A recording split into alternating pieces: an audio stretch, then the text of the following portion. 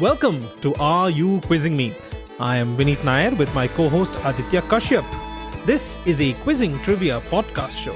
Join us as we dive deep into history, science, pop culture, and so much more. Let's get quizzing. And we're back for episode number 65 of Are You Quizzing Me? Your favorite quizzing and trivia podcast show. If you hadn't joined us last week, and for those who came in late, as Lee Falk used to say, we have a special guest today who had also come last week. Rajiv De Silva will be joining us this week again as guest quizmaster. If you've missed last week's episode, go back and listen to that and then come back because we've introduced Rajiv there. So I'll be giving just a short introduction again. If you want to know exactly what he does, go back to episode number 64 and you'll get a proper introduction to the man that is Rajiv De Silva. So let's start off today's proceedings with our regular programming. So we'll start off with a question for our audience.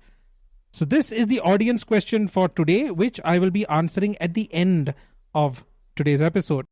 So in 2012, Prada, the fashion brand Prada, had a fall show featuring a diabolical collection of East German inspired fashion. Many consider the show to be one of the greatest that Prada has ever staged, with some very big names strutting down the catwalk wearing Prada clothes. What was the theme and who were these big name models? I will answer this at the end of today's episode.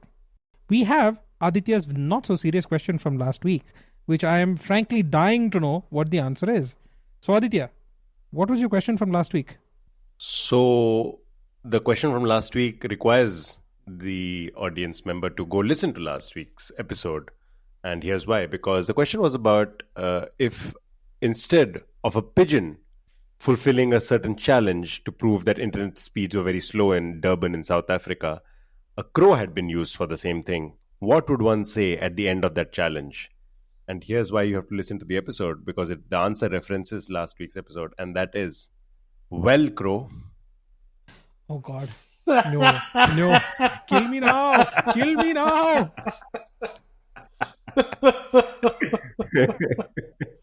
Okay. Now is a good time as any to introduce our audience once again to Rajiv De Silva, architect, quizzer and birder extraordinaire and our guest quizmaster for the second episode running. Rajiv, welcome back to the show. Thank you so much. It's great to be back. I had great fun. Much against possibly I didn't know what to expect in last week's episode because, as I said, it was my first time. But I had a lot of time, a lot of fun, and hopefully more fun will be had today. Yes, we shall. And again, as our guest, you get to go first. So, Rajiv, suck us with one of your questions. Okay, great. So last time I started off with a sports question. You didn't know it was a sports question till little deep into the question, but this time I'll tell you straight out, it is a out-and-out sports question. So, and this is from the world of tennis. Okay, since its inception in 1900, the Davis Cup, which, as you know, is like a competition played between countries rather than the other competitions that happen on the tennis circuit, which is between individuals. So the Davis Cup has been played annually without break, except for the 9 years that covered the two world wars. And since this question is a little dated, it possibly had a break during COVID also, but irrelevant to the question as of now. But until South Africa won it in 1974, the previous 66 titles had been split between just 4 nations. So 66 editions had been won by 4 nations until South Africa became the first one from outside that 4 to win it in 1974. So, which are the 4 nations that had won it before 1974? I have a feeling this is similar to one of our other quizmasters and quizzers in Goa, Dr. Chandrasekhar. Shout out to him. He has what I call afsos questions, where there is a very obvious answer which turns out not to be the answer. So, but I'm going to track myself into that trap anyway. I'm going to guess the first one is England. Okay, yes. Okay, so you're thinking of the UK or England. Is that the reason you kind of Yeah. No, I was only wondering whether I should give it to you for just one country or wait for all four No. We are countries to be okay. revealed. You'll have to take pity on us. We're not going to give you all 4 countries at one time. We'll get one right. In order and sequence. Okay, so then I will tell you that Britain or UK or England is correct indeed. So what are the other three? Second on my guess list, get it, is the US. And that would also be right. Okay. Aditya, why don't you take the next two? Oh, wow. Very convenient. Low-hanging fruits for Vineet. Okay. Just because, I guess, Russia in No, general. in fact, Russia isn't part of that group. Okay. Yeah, Okay. it's the usual suspects, I guess, are probably not the right answer because Vineet got the ones that were. So, because I would have gone with something like China or yeah, I can't actually think of many. Okay, so let me give you an additional clue. So the US and the UK or Britain, whatever, is obviously correct. These aren't four random countries, right? Okay. There's a reason why it is these four countries. Or you can figure out, if you know a little bit about tennis, which four countries it would be. Oh, is it France and is it Australia? That is correct. Well done. It is the UK, the US, the four Grand Slams. The reason that the four Grand Slams are called the Grand Slams are because these four countries were so dominant in the world of tennis at that, for a long period of time, and it became that the big tournaments in those countries became like the four big tournaments, and those four are the Grand Slams. I absolutely did not know that. That is insane. And it's a question I should have asked myself. I love trivia. I don't know why I never asked myself why are these the four Grand Slams. That's brilliant. Brilliant. Wow. Well, thank you. So that's what it is. Yes. Cracker of a question. I really like that. Aditya, why don't you start us off with your question for our round? All right. Okay. So since we were traveling the globe, let's go to Korea for my question. Mm-hmm. And in this case, I'm going to tell you a little bit about personality types in Korea. So if you were maybe a Korean young individual, you're out there and you're talking about dating and somebody asks you, what's your personality type? You might say you are the farmer, or you are the hunter, or you're the humanist, or perhaps the warrior. What are these personality types based on? Okay, I have a guess, but I want to know. I'm not going to guess it right now. I'm going to give Rajiv the chance. But I want to know. I'm going to ask one question which will let me know whether I'm on the right track or not. Are there 4 of those? You are absolutely right. I mentioned the 4 and there are only 4 of these. Yes. Okay, yes. Okay, so which were the 4?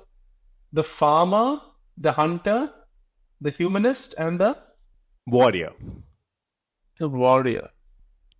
Well, just going by the number, I'm going to make some weird guess. Well, there are these 4 symbols on the South Korean flag, and do each of the symbols stand for one of these people or personality types or something mythological, I guess, and then everybody is supposed to be one of those. That is actually a lovely piece of trivia regarding the South Korean flag and what those 4 symbols are, which I will talk about at the end of this question. So, brilliant guess, given that you didn't have context to it, but no, it's not the right answer. Okay. Well, no, then I can't think of anything else. My other obvious thing would be, but it can't be zodiac symbols because there are 12 of them. South Korea. No, I think I'm going to have to pass this one to Vineet, who clearly has a better guess. He's sitting with a very smug expression. Okay, this is not smug. Let me clarify. This is not smug. Vineet, we have an unbiased third person opinion now. I'm glad. No, I have a fairly good guess, which I think may be right, and which I think is right because Korea is a weird country. No offense, Koreans. Are these personalities based on blood group? These are blood group personality types. Yes, these are blood group personality types. Okay, nice. Of course. Yeah. Of course. So in Korea, if you are out on a date or you're meeting a new person and you want to figure out what their personality is like, you might ask them what their blood group is. And if you're a blood type A, you're a farmer. The traits associated with them are patient, punctual, which are the positive ones, and worst traits would be secretive and closed off. Then blood type B is the hunter. The traits, the good ones would be animal loving, creative, flexible. The worst are impatient, forgetful, irresponsible. We have the humanist, which is AB.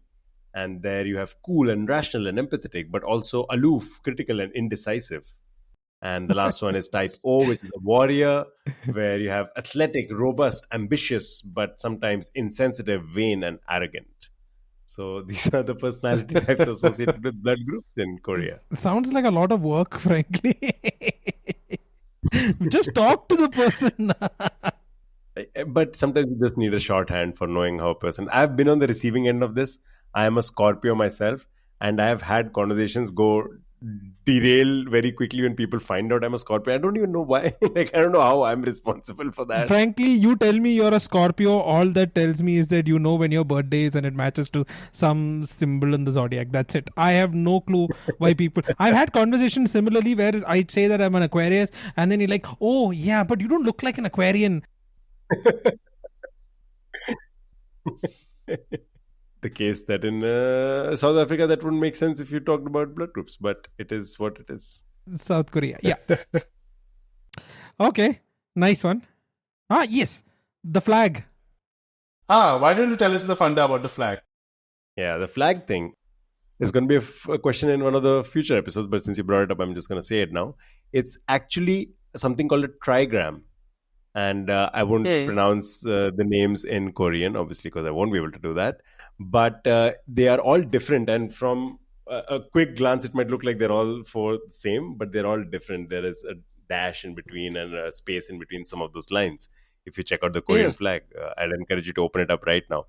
And all of those Korean trigrams have a certain feature attached to it. So the first one is heaven.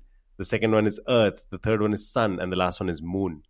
And they also have, parallels to air, earth, fire, water, some sort of social fabric. And when they all come together, they become Captain Planet? Captain Planet. Yes.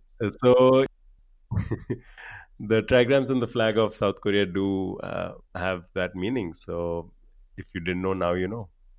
Also, speaking of horoscopes, I have to say the most ridiculous thing, and since you mentioned it, I'm going to say it, the most ridiculous thing is that Aquarius is not a water type sign, it's an air type sign, which makes zero sense to me. How can Aquarius not be water type? Oh, is it not? It's literally a water carrier. Yeah. Not that any of it makes any sense, but why is Aquarius not a water sign? It's an air sign. Makes no sense at all. But that happens to be the case, yes. Yeah. Rajiv. Okay. Lovely. So, my question. So the funny thing is, I had a list of questions that I thought I'd ask on this podcast. And just while we were discussing something, I remembered another question, which is not on my list. But it's possibly it's a very nice question, possibly one of my favorite questions. And so also, it may be a bit of a chestnut and maybe well known, but I think it's still worth asking. So, back in the 2000s, or at least they had a good run for many years, there was this satellite phone company called Iridium. They unfortunately went bust because I think after some time, either satellite phones were too expensive or kind of irrelevant because mobile phone coverage got so much better. But as you may know, the Iridium was a satellite phone, and you could have an Iridium phone pretty much anywhere in the world and be able to call anybody up and stuff like that. So it made where you were irrelevant. So Iridium, when they were not, or before they went belly up, had a very beautiful tagline with which they promoted their service, right? And it was a 3-word tagline, 3 words, 2 of which are basically high school subjects. So, what was the 3-word tagline of Iridium, which very beautifully put what the phone was doing? So, 3 words, 2 words are high school subjects or school subjects. Oh, geography is history. That is right. Well, yes. The slogan was "Geography is history" because it suddenly made geography irrelevant. And Nice. so well worked out. I could see the light bulb. The light bulb moment actually was seen there. Yeah. Very cool. Yeah. Great question. Great question. I love that you could work it out. When you said, I was like, okay, I guess I remember the Iridium platform. They were talking about 40, 60 satellites circling the Earth, and you can get Yeah. reception anywhere. And that was the time, early 2000s, when satellite radio was also becoming a thing. Yeah. So this whole thing of, shifting everything to satellites was a huge thing. And I remember the Iridium platform. I couldn't remember what their logo, what their tagline was. And then when you mentioned high school subjects, I was like, okay, what are the high school subjects? Civics, economics, geography. Yeah. Okay, good great answer. question. Yeah. Okay, so I'm going to ask now a very long question. Okay, so I need both of you to pay very close attention, and our audience, you may get lost in between, but I will give you precis in between to catch you up. So pay very close attention. This is a 3-part question with a follow-up to it. Okay, so it's very Whoa. indulgent. Please indulge my whimsy in this. And it's architecture related. So, Oh, okay.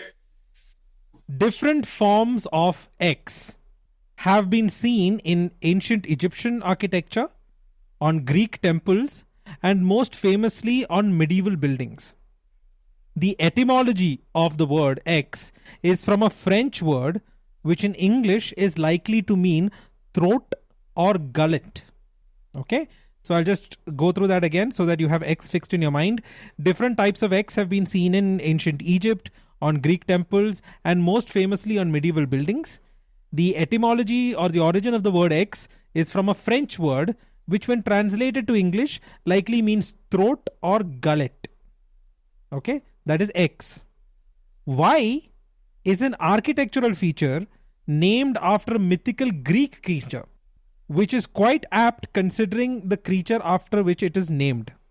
Okay, so Y is an architectural feature named after a mythical Greek creature from Greek mythology, and the naming is quite apt considering the creature after which it is named.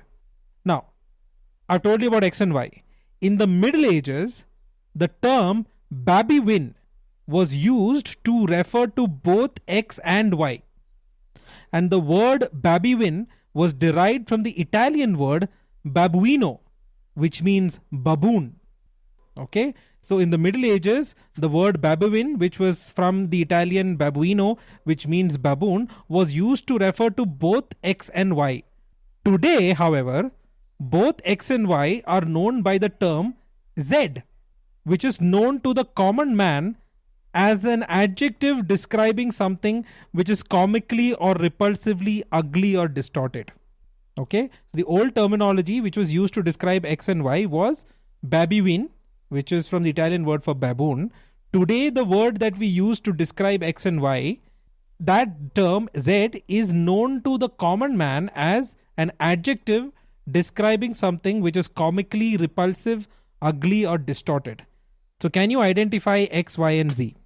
X and Y are both architectural features. Z is a term today that is used to commonly describe these two architectural features. I know the answer to this. Oh, okay. So, Aditya, I will- retire to the pavilion. yes. Well, I can take a guess at one of them, Okay. but it's very likely that the answer I give for one will turn out to be the answer for another. That's not a problem. I will accept the answer if it's any one of these three. I mean, there's got to be the word gargoyle somewhere. And I would say that is X. Very good. X is gargoyle. Okay, that's good. So then you said Y is also another term for gargoyle, right? No, it's an architectural feature. It's a different from a gargoyle, but it's an architectural feature named after a mythical Greek creature. Ah, okay. And the term Z is today encompasses both gargoyles and this feature Y. So you could technically say that gargoyle is a type of Z and Y is also a type of Z. Okay, and also Z is used to describe an ugly person or something. Yeah, so Z, like if you told the term Z to a common person, they wouldn't think of an architectural feature. They would think of an adjective describing something which is comically or repulsively ugly or distorted. Oh, okay. Or if they are how do I put this? If they are a typographer, they may think of a font or a type of They may font or a think of a group of font. font. Okay. Okay. So then I would say that Z is grotesque. Okay. Well, yes or no? Yes, Z is grotesque. So then what is Y? Why you said is an architectural feature, which is, what does it do? Named after a mythical Greek creature. And it's very apt considering the creature after which it is named. Do you want a clue on why? Yes, I think so. So Y was famously slain in Greek mythology by Bellerophon. Oh, yeah. Bellerophon riding Pegasus. I'm thinking chimera, but I don't think there's any architectural feature like chimera, right? It is chimera. Oh, it is chimera. It is chimera. But what's the architectural feature which is a chimera? Yes, so I'll come to that. So I will now explain everything in detail for our audience, many of whom may be wondering what the hell is going on. So, as I mentioned, in architecture, a grotesque is a fantastic or mythical figure carved from stone and fixed to the walls or roof of a building. Okay? Many scholars describe grotesques as being used to ward off evil and as reminders of separation between earth and the divine.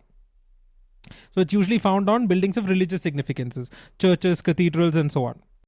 Gargoyles are specific types of grotesques which are made specifically for the function of conveying water from the roof and away from the side of a building.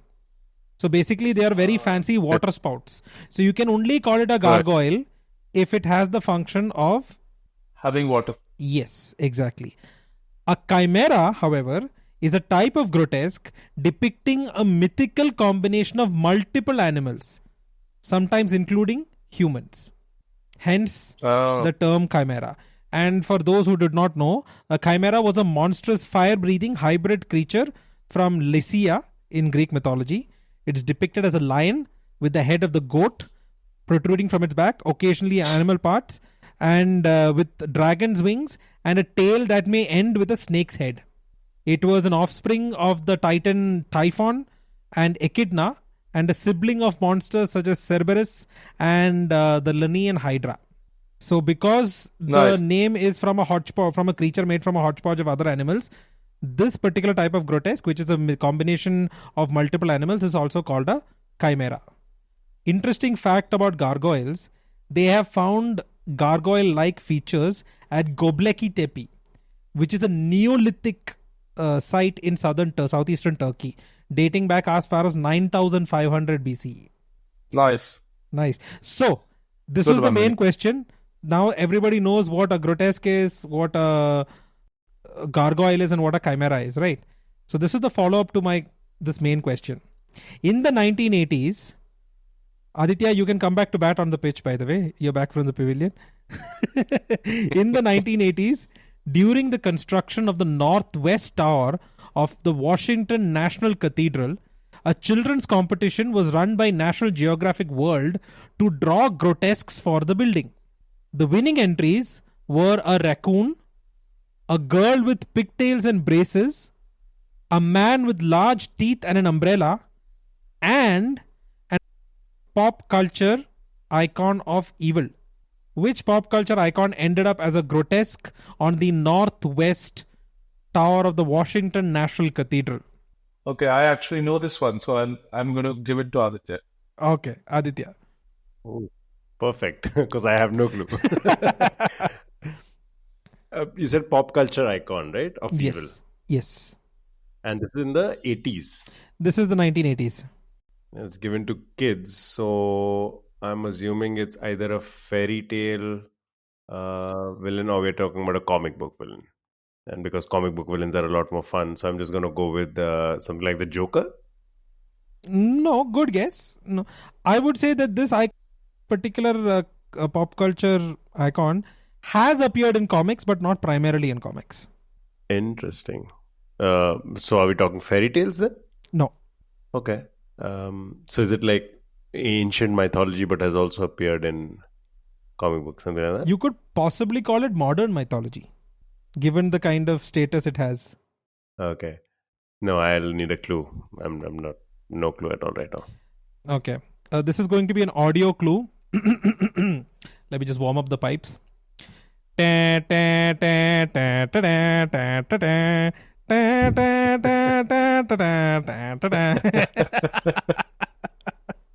cool. Very Yeah. cool.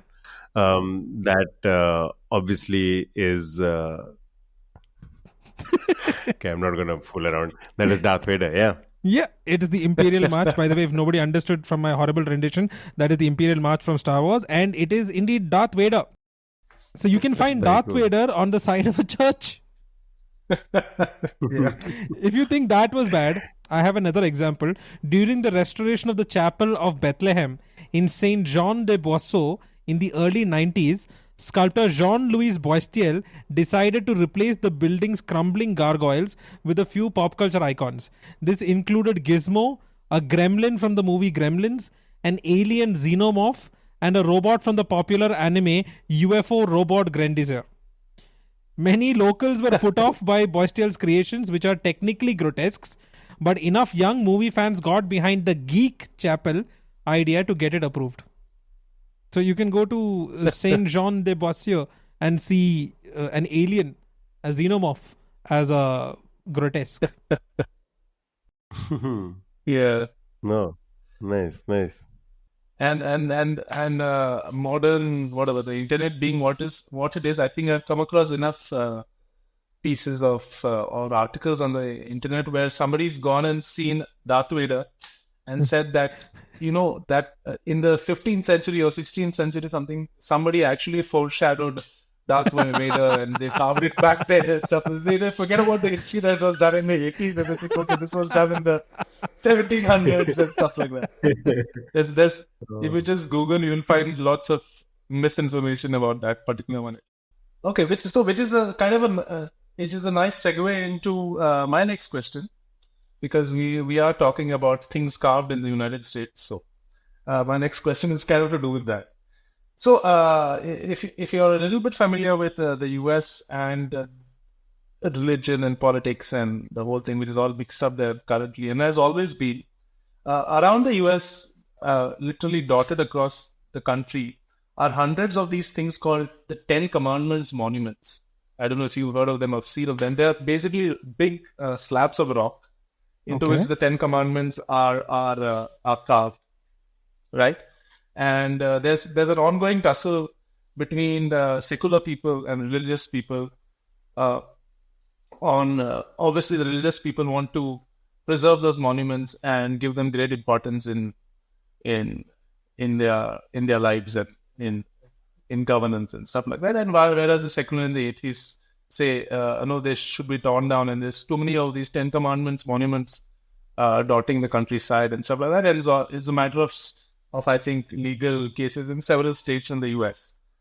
And like many things, most people in the US think that these Ten Commandments monuments have been around since the days of the founding fathers to remind people how that the whole American Constitution, whatever else, is based on very much the Bible and the religion and stuff like that.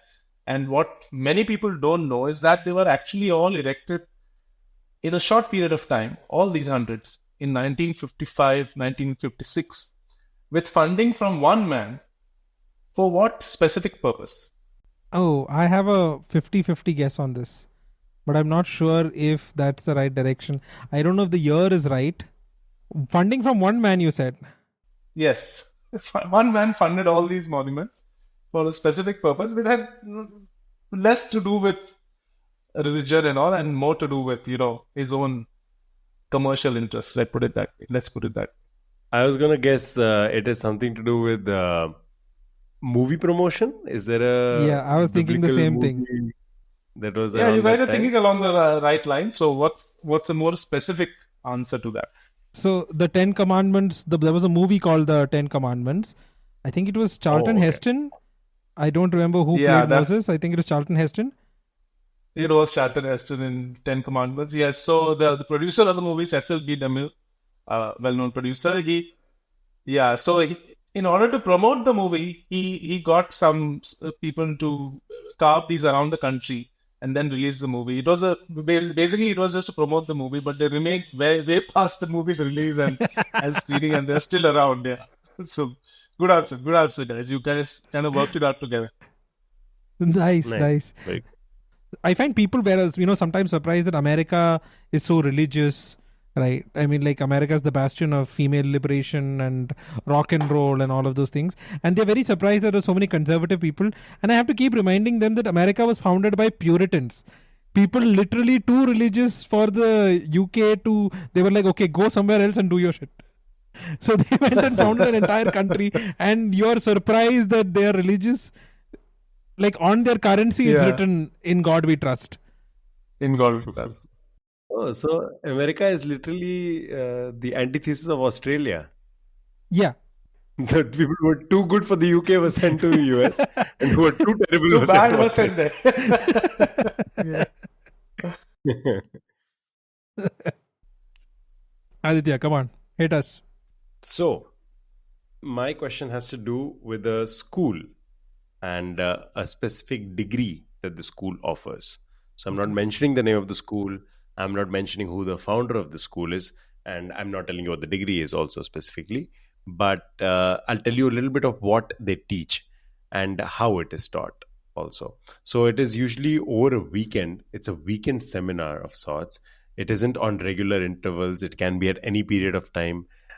The number of participants are apparently limited to 65, and from whatever information I could find online, I think the last run or the last batch was in 2016, so it's been a while. One of the things that is very important that you have to learn in this particular degree is forging land use permits and lock picking.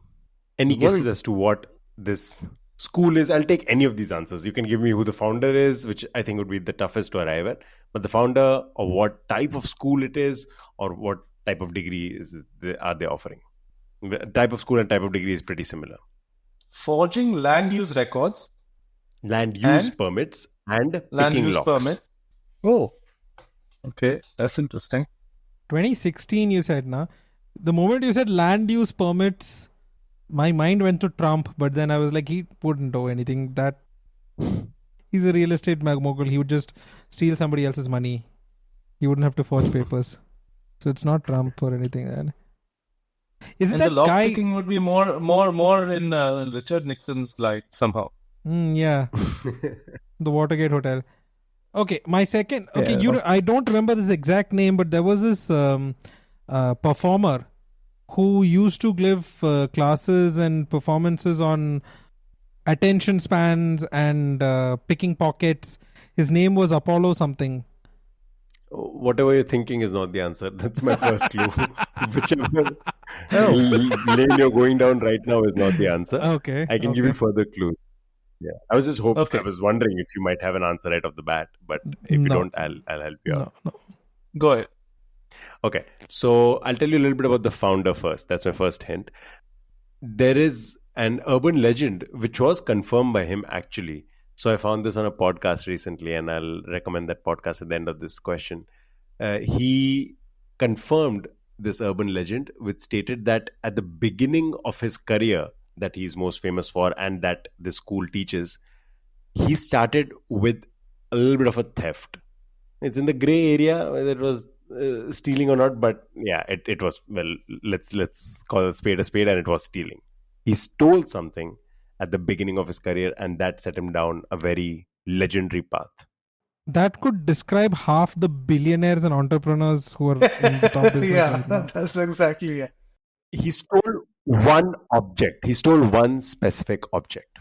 Oh, this was a physical object? Yes, it was a physical object he stole. Okay, so it's not Mark Zuckerberg and Facebook then. No, that was literal. That was stealing intellectual property and shares. Yeah. We are absolutely going to get our podcast shut down this week for sure. Yeah. Somebody's going to file a legal notice.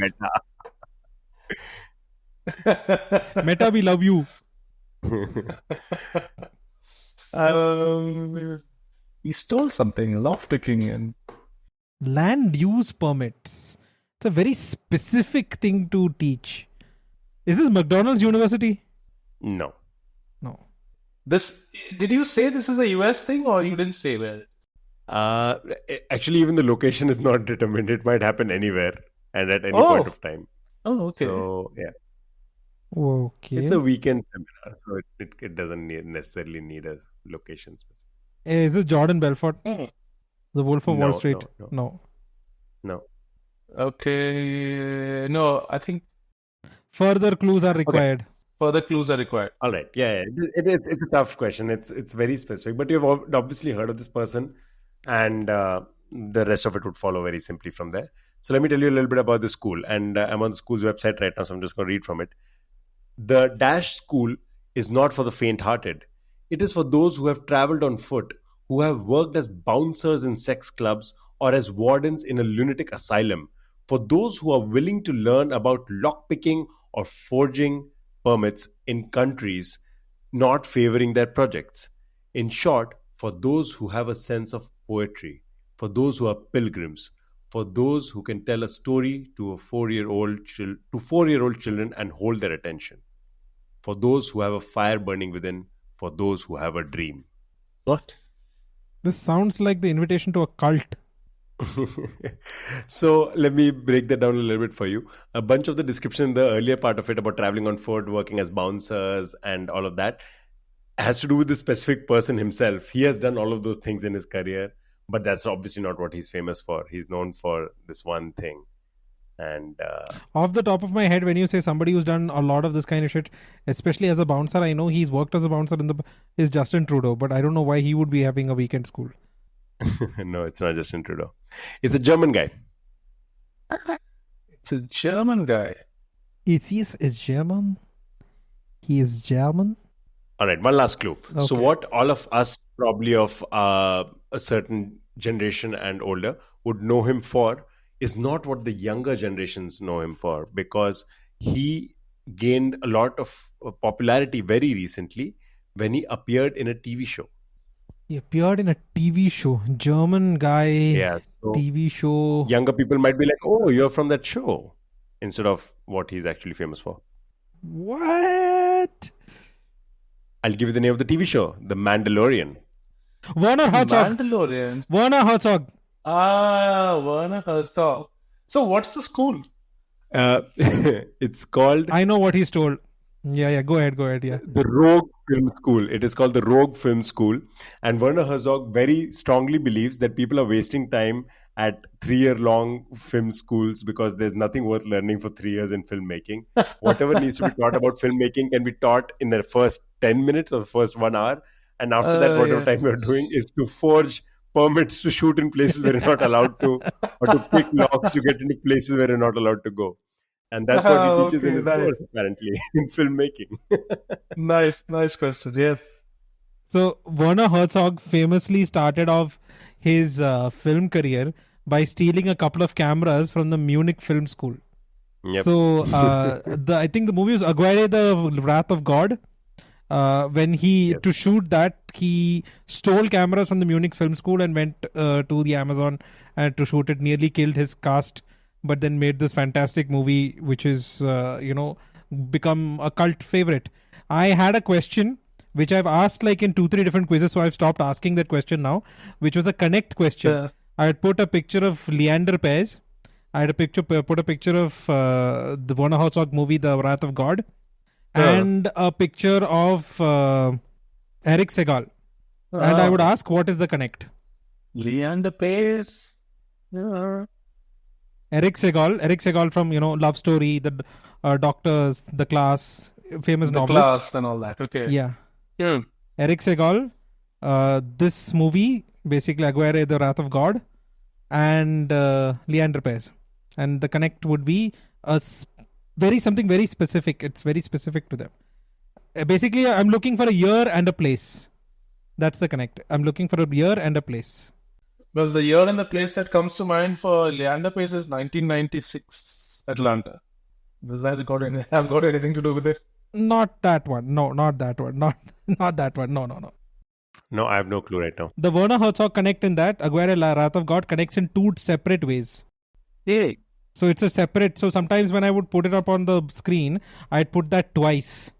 And people would be like, why is there that twice? Because it connects it two separate ways, in two completely different ways, to the same combination of year and place. You're somewhat close to the right idea when you said 96 Atlanta. Oh. Somewhat close to the idea.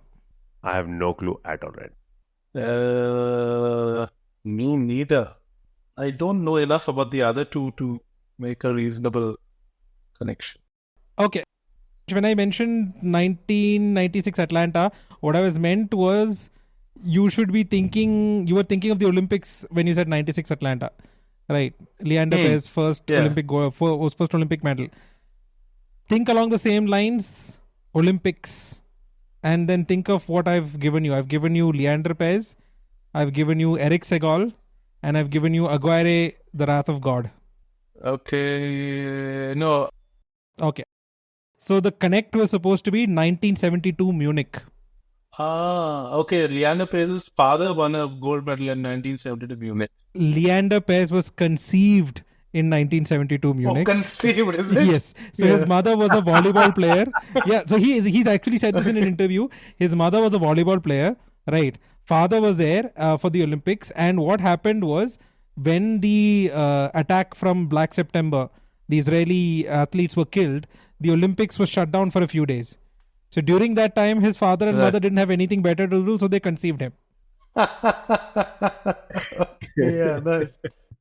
Eric Segal was very famously a commentator for the 1972 Olympics. So there's a very famous clip of him commentating for the marathon or one of the long distance athletic races. And one of his students, he was a professor at the time, one of his students was nearing the final, and another person kind of tried to cut him off or cheat him. And he went on off this tirade during his commentary. So he's very famously a commentator for the 1972 Olympics. And Aguirre, the Wrath of God, was shot in 1972 using cameras stolen from the Munich Film School. Okay, that is the first way it connects. And the second way is that after Black September caused all of this and the Israeli athletes died, Mossad set in motion an operation to kill the Palestinian terrorists who were responsible for it. And that operation was called the Wrath of God. Oh, yes, that is correct. Yeah, well, nice connect. Yeah. Yeah. But I've stopped asking it because hardly ever anybody ever gets the answer. It's a tough one, but it's a good question. It's a great question. Yeah, it's dependent. Question. It's a very indulgent, frankly. It's a very indulgent question because you have to know a few very specific pieces of trivia to kind of connect it. If you don't know even one, then you're screwed. So that's why I've stopped asking. I will give you the name of the podcast, by the way, where I heard all of this information about Werner Herzog. It is a pop culture recommendation. People I mostly admire, which is by the Freakonomics author. Okay. He interviews people, and it's a lovely podcast. So Steve Levitt, who's a Freakonomics co-author, he interviews people. And he interviewed Werner Herzog in episode number 120, I believe. And it's called Werner Herzog Thinks His Films Are a Distraction. And it's a lovely podcast. You get to hear from one of the greatest filmmakers alive today. And he describes the entire journey, including stealing a camera to shoot his first film and about his film school and why lockpicking is important. Nice. Okay, my question, right? Yes. Okay, possibly a slightly long one, so I guess you might have to listen carefully, but I think this is not a very tough one. It's a very workable one. So, in 2006, a Canadian population health epidemiologist, doesn't matter, called Michael Kennock, was commissioned to design a methodology to measure something. Okay, so he was commissioned to measure something, so he created a survey that assesses 1,500 variables across 9 different dimensions or aspects. And the 9 dimensions are psychological well-being, time use, community vitality, culture, health, education, environmental diversity, living standard, and governance. This survey takes an average of 6 hours to administer to a respondent. And this project was rolled out in 2008 and is still kind of on. It's continually on. So, kind of two questions. Who were Kennock's clients? So, who hired him to come up with this survey or methodology? And what was this survey trying to measure? From the survey points that you mentioned, the first thing that came to my head, but I don't know how you could possibly get that from a survey, but were they trying to identify the measure or the things that lead to success? Not exactly. So, Okay. kind of thinking along the right lines, but this is a very specific measure which is fairly well known around the world. It's Oh. only done in one place. That's kind of a big clue. Done in only one place. So it's still done till date. It is still done till date, yeah. So it was first kind of designed and set into motion in 2008. And so once the methodology was in place, it's still done to date. I guess they may be tweaking it every year or something like that. But generally, he's the man who put the kind of the framework of the whole program together to measure this certain thing. Wow. I am so completely lost. Yeah. Okay. Does it have anything to do with technology? Because 2008, I'm thinking social media, internet, I don't know. No, Something no, like no. Nothing to do with technology. I'm thinking of what kind of clue I could give. So what he was trying to measure is a fairly well-known thing, but the clue I would give is it's kind of an outlier or a different way of looking at things as opposed to the rest of the world. So we are talking about a specific country here. Okay. So I can tell you that basically Kennock's clients was a particular country. Particular country. Yeah, or the government of a country. 2008 makes you think of China also. 2008, the first thing that comes to mind is the economic collapse, the housing crisis. I don't think the year is particularly relevant. It just started there. So Okay. it wasn't triggered by anything that happened in 2008. This is the first time they tried to quantify or measure it. So I think what you need to think of the 9 different dimensions, which is psychological well-being, time use, community vitality, culture, health, education, environmental diversity, living Okay. standard, and governance, are all used, could all be different aspects of what? This is not a happiness index or something, right? That is thinking along the right lines. Yes, correct. Kind of. Okay. Yes. I mean, you're almost there. What country would that be? You got the funda absolutely right. It's happiness. It's measuring happiness. Okay, it's measuring happiness. Which country? Bhutan is the only country I know in relation to that happiness index. That is correct. So it is Bhutan who, while the rest of the world has a measure called GDP, which is gross domestic Gross product. domestic product, huh? Bhutan measures its thing in gross national happiness, Oh, nice. GNH. So they have a measure called gross national happiness. So they've always said happiness is more important to us than money and finance and economics and things like that. So only in 2008 they actually got somebody to measure it. So they actually have a measure called and which they track, which is called gross national happiness. Oh, okay. They Very could never cool. get that done in India. Nobody would sit for a 6-hour survey in India. That is also true. Yeah, that's true. Truly, the definition of happiness is avoiding a 6-hour survey. You would have to be very happy to be able to sit for a 6-hour survey. I mean, like, that would put, you'd be that happy and in that good state of mind ki somebody's like, I have a survey, but it'll take you 6 hours. No problem. Sit. We'll do. Yeah. Oh, that's it. That's the only question you need to ask on that survey. Will you sit for a 6-hour survey? Okay. Nice. But that's Nice question. Yeah, great question. Okay. Let's move away from all these abstracts and go to someone specific. I want you to identify a person from his history that I'm about to give you. So X graduated from Cornell University in 1977. went on to work as an engineer for the Boeing Corporation and Sunstrand Data Control near Seattle. This okay, Aditya already knows this, so retire to the pavilion, man. Okay, Okay, go ahead. Okay. at Boeing, he invented a hydraulic resonance suppressor tube used on Boeing 747 airplanes. He applied Can for... I, from sheer memory, can I complete your question? He applied to be a NASA astronaut 4 times. Yes. He quit Boeing to pursue a stand-up comedy career Yeah. because his friends thought he was really funny and he apparently looked like Steve Martin. Yeah, he won a Steve Martin contest, a lookalike pro contest. Yeah.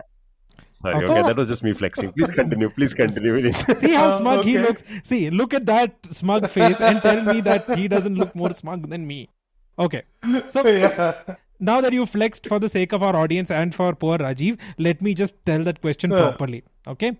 So at Boeing, he invented a Good. hydraulic resonance suppressor tube that is used on Boeing 747 airplanes. He applied 4 times unsuccessfully for the NASA's astronaut training program. X started doing stand-up comedy after winning a Steve Martin lookalike contest in 1978. He began moonlighting as a comedian while working at Boeing. He quit his career at Boeing on October 3rd, 1986 to focus on his burgeoning comedy career. By the early 90s, his career on TV had exploded. The show that made him a household name in the 90s aired from 93 to 99, producing a total of 6 seasons and 100 episodes. The show starred X as a fictionalized version of himself. During its run, the show was nominated for 23 Emmy Awards, winning 19. So, who's X? Oh, okay. Based on so many Emmys, the only thing I can think of is Kelsey Grammer or somebody like that. Not Kelsey Grammer, Using no. also the Seattle connection. No, the Seattle connection actually came after Boston. Kelsey Grammer originally showed up in Cheers. Originated in Cheers. Cheers, Yeah. which was in Boston. And then after he got Correct. divorced is technically when he shifted to Seattle and then became a radio host there. Yeah. Okay, so not Kelsey Grammer. Obviously, 93 to 99. Yes. Show starred X as a fictionalized version of himself. Oh, okay. Is it Seinfeld then? Afsos! I knew you would say that. But no, it's not Seinfeld. It's not Okay. Seinfeld. It's not Seinfeld. No. Okay. That's a great guess, though.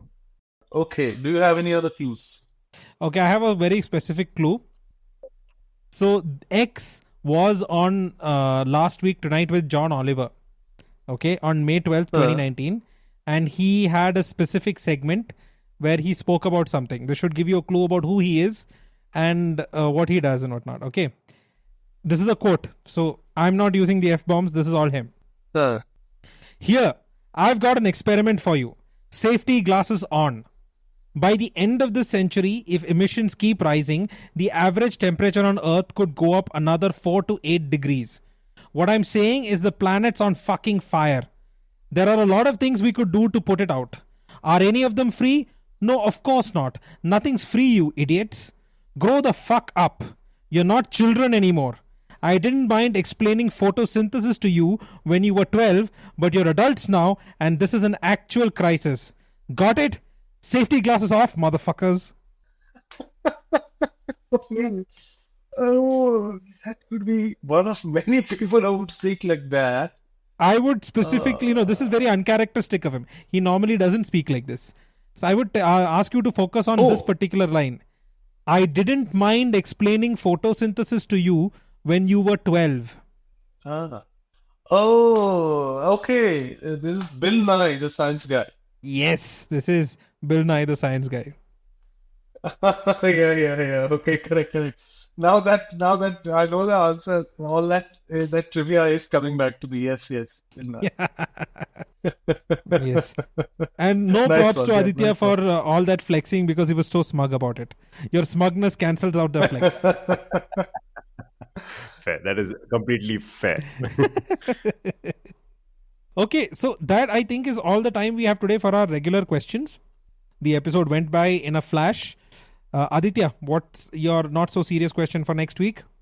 All right. So for next week's question, I want to know if instead of using the Darth Vader grotesque, if it was a Bollywood character, what would make an extremely iconic grotesque for a building? And you will find out in next week's episode. We are so getting sued. Okay. So, guys, please tune in next week for the very last episode of Are You Quizzing Me? Because we are definitely going to get sued into oblivion. So, going back to the audience question at the beginning of today's episode, I hope some of you at least have figured it out. Prada's fall show of 2012 featured a diabolical collection of East German inspired fashions. Many consider the show to be one of the greatest Prada has ever staged, with some very big names strutting down the catwalk wearing the Prada clothes. What was the theme and who were these big name models? Aditya and Rajiv, any guesses? Hello. The video of this particular show has gone viral again recently. Like, people have rediscovered it and they keep sharing it. So you'll find multiple shots of this on YouTube and Instagram going around. 2012, and you said something about East Germany. What was that? Yeah, so the fashion was inspired by East Germany. Okay. So, and I'm just taking a shot. Were the models on ex-East German athletes? You know, the ones that were very androgynous. No. So basically, by the East German thing, they were looking to create a theme, and to reinforce that theme, they brought in specific people to model the clothes. East Germany 2012. Okay, forget the East Germany part. That was just to focus on the type of fashion which would give you a clue about the theme. I will give you the names of some of the people who walked the ramp that day. Okay? And you can then try and guess the theme. Gary Oldman, Willem Dafoe, Adrian Brody, Tim Roth. Oh, these are something to do with villains. Yes! So this was a villains-inspired fashion show. All the fashion was very East German, very dark, very villainy kind of clothes. And to model them, they brought in really famous villains. So donning the guise of villains, a number of A-list stars stopped the show with a maniacal catwalk strut worth of the best 007 baddies. There are numerous videos online. You can see, I mean, like, Adrian Brody just looks like he's about to take over the world or something like that. I think I've seen that. Yeah, it came up on my Instagram or sometime. Yeah. Okay, so before we wind up, what's your any pop culture recommendations, Aditya, Rajiv? I don't know about pop. I don't know how pop culture it is, but right now there's a book I'm reading, which is, I think it's a very well-known book, so possibly everybody's read it, but it's not exactly. It's culture, not pop culture. And there's a book called The Early Indians by Tony Joseph. I don't know if you've heard of it. I have heard of it. It's on my reading list. I haven't gotten around to it yet. I've recommended it in one of our episodes. Oh, you have? Okay. So I back up Aditya's recommendation. It's a very, very interesting book, especially in light of all the debate in India currently about, who is from where and who is what and things like that. And I think in a very anthropological, it's a very it's obviously non-fiction. Yeah, and it's tracing anthropology through actually. And I'm particularly interested in books of this sort, so I read a lot of books, and generally they go down the archaeological evidence route, but this one traces mostly language, which is a very interesting way of looking at it, I think. And so it traces connections of language between. It uses language to trace how people moved around the world, and with specific references to India. So it's a great read, I think. And if anybody is interested in that sort of thing, I think you could check out that. Fantastic. Yeah, and I especially love the analogy of a pizza that he uses to describe Don't genetic spoil the makeup book for him, people. Aditya. What are you doing? I cannot actually remember that part. You may not have reached it, Rajiv. He's spoiling the book for you. Shame. Shame, Aditya. I'm pretty deep into it, but okay, maybe I haven't reached it. I just want to mention again that this is ancient history. I don't think there are spoilers in ancient history. Yeah. It's all already happened. Yeah. But no, it's definitely worth a read. Thank you for re-recommending it because it is definitely a phenomenal book and so useful in today's times to really remind us of how similar we are to each other more than we are different. That is. I am going to recommend a TV show that we have probably talked about in the past, but I'm going to say it again, and I'm going to recommend a specific episode. This episode is called Free Churro, and it is from the TV show BoJack Horseman. So BoJack Horseman, we have recommended in the past, but I recently rewatched Free Churro, and it is one of the best written TV episodes of all time. I generally think, and it is one of those episodes which would be considered a bottle episode if it was shot live action, because it's all set in one location, and in fact it's just one person talking for a majority of the time. And I won't give any more spoilers, but if you have not watched BoJack Horseman, watch it and thank me when you reach the Free Churro episode, because it is beautiful storytelling and honestly filmmaking. Yeah, so that is my recommendation for this week. I'm going to give two recommendations this week. One is because Werner Herzog showed up in our quiz today, and there is a particular documentary of his which I recommend, but with caution. So the name of the documentary is called The Grizzly Man. It is a very dark, very moody documentary. I would warn you not to watch it if you are easily affected by real life tragedies, especially the ones that end in very horrible, tragic ways. I don't want to spoil it, but if you are somebody like me who consumes all this kind of stuff regardless of how it will affect you, it is a great documentary to watch. It's a fantastic piece of filmmaking, and the ending is particularly haunting. It will stay with you for days, and I would say it hits you best if you watch it like I did many years ago without knowing anything about it. Like, don't Google it, don't read up on it, just watch it and be prepared. It will change the way you look at documentaries for a long period of time. There are very few documentaries that leave you really haunted, and this is one of them.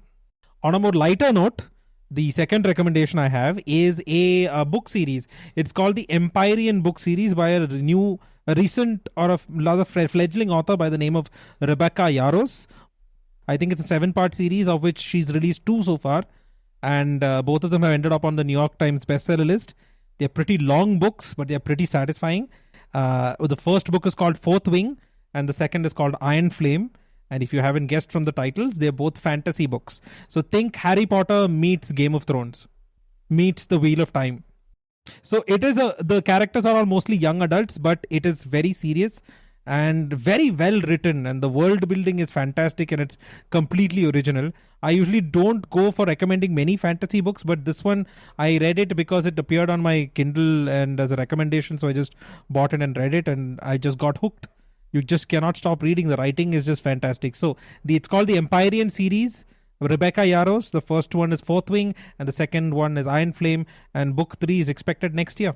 So another one, if you are still waiting for George R.R. Martin to release the next book from Song of Ice and Fire, this should satiate you in the meantime. A lot of blood, a lot of tragedy, a lot of gore is also there. So that's my recommendation, and that's it for this week. First, let me thank Mr. Rajiv De Silva. Rajiv, thank you so much. You've been a fantastic quizmaster. Some really cracking questions over the past 2 episodes. And I hope, and I'm going to do this publicly so that we can blackmail you into doing this again, I hope we'll have you back on the show sometime. Yes, actually, I would love to come back sometime. Assuming that you don't get like a crazy amount of negative reviews for these 2 episodes. No, I guarantee you that's not going to happen. We will wait and watch. But I've had a lot of fun on these episodes, so definitely I wouldn't strike it off my to-do list anytime soon. And thank you guys for having me. It's been good being part of this. It's I think the energy in which this is done is been great. It's been very infectious in a way. So I've had a lot of fun. So thanks for having me on. And let's see, sometime in the future, let's do one or a couple more sometime soon. Yeah. You're going on our permanent returning guest list. I'm just telling you right now. Okay. Once you're in, you cannot back out. If you think you're out, we'll pull you back in. Yeah. I can assure you that everybody's going to love this episode, except, and I'll be honest here, people from Korea who Vineet said are strange for some reason. Vineet just called them strange. And So if any of our Korean listeners are offended by that, honestly, it's Vinny's problem. The rest of us love you, okay? I love Korean people. I love Korean food. So take it up with Vinny. Yeah. And also, you also mentioned in the previous episode that people from Indora are weird. No, I said nobody would go to Indora. That was me. That Nobody's was me. been to Indora. Okay, until unless they're unusual. Yeah. So it is these specific niches that might be offended a little bit, but apart from that, I think Yeah. they're okay. Right. Well, it's 2024, so you'll always offend somebody no matter what you do. So True. No, the way I keep offending somebody or the other in every episode, very soon I find that we'll not have any listeners anymore. Oh, the number of times I've saved Vineet from being cancelled just by my editing tool. Edited our parts. But they're all factual truths. And I stand No, by that that. is true. No, I'm kidding. I am absolutely kidding. The only things that I have to remove from episodes are my long pauses and silences while I ponder genius questions by Vineet. But in any case, I want to thank you so much for joining us. And as Vineet said, yes, we would not even love to. We would need you to come back because an episode like this is rare and we enjoyed ourselves more. yes, likewise. It was just a fantastic experience here. So thank you. Thank you too. Yes. Thank you, our audience. That's all for this episode. Thank you for listening in. We hope you enjoyed the show. We hope you learned something new. If you liked what you heard, please consider subscribing to our podcast and leaving us a review on your favorite podcast platform. Take 2 seconds after I finish my spiel to go give us a 5-star rating, subscribe, and hit the notification button on whichever platform you're listening to us on right now. It helps us reach a wider audience and allows more people to discover and enjoy the show. We'd also love to hear from you. Feedback, suggestions, even trivia. If you have any questions that you want asked on the episode, just send us an email at areyouquizzingme@gmail.com with the name of the quizmaster in the subject line. You can reach us on Instagram at areyouquizzingme. We also have a subreddit where you can be part of our Are You Quizzing Me community. You can post trivia, questions, especially visual questions, because it's a podcast medium, it's an audio medium. A lot of us we can't ask any visual questions. So you can put visual questions on that and you can join the community at the subreddit Are You Quizzing Me. We appreciate your support and look forward to sharing more episodes with you in the future. Thank you guys for tuning in and have a great day. See you guys next week.